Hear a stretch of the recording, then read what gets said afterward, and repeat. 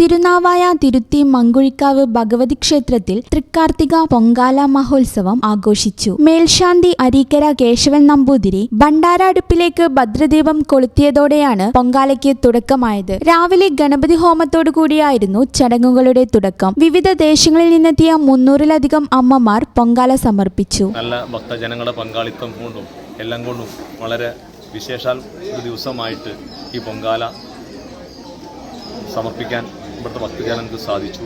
അതിന് നമ്മുടെ പ്രകൃതിയും വരെ നമുക്ക് അതിനനുകൂലമായിട്ടുള്ള ഒരു ഘടകമായി അമ്മ 100% ഈ പൊങ്കാല കൈക്കൊള്ളാൻ, പൊങ്കാല ഏറ്റുവാങ്ങാൻ അമ്മ പരിപൂർണ്ണ തയ്യാറായി എന്നതിൻ്റെ ഏറ്റവും വലിയ തെളിവാണ് ഇന്ന് ഇവിടുത്തെ ഈ ഓറഞ്ചും യെല്ലോ അലേർട്ടുകളെല്ലാം മാറ്റിമറിച്ച് ജൈവ കൃഷി വിദഗ്ധൻ ഹിലാൽ സംബന്ധിച്ചു. ക്ഷേത്ര committee president Mammiliyath Sethumadhavan, secretary Janardhan Mammiliyath, K Vasudevan, K M Subrahmanyan, V P Manikandan, C P Rajan, Radhakrishnan, K Sreejith, Raju, Achuthan, Suresh, Vinod എന്നിവർ നേതൃത്വം നൽകി.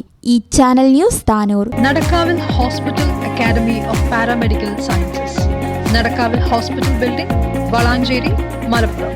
Phone number 04942084 010 7034 071111.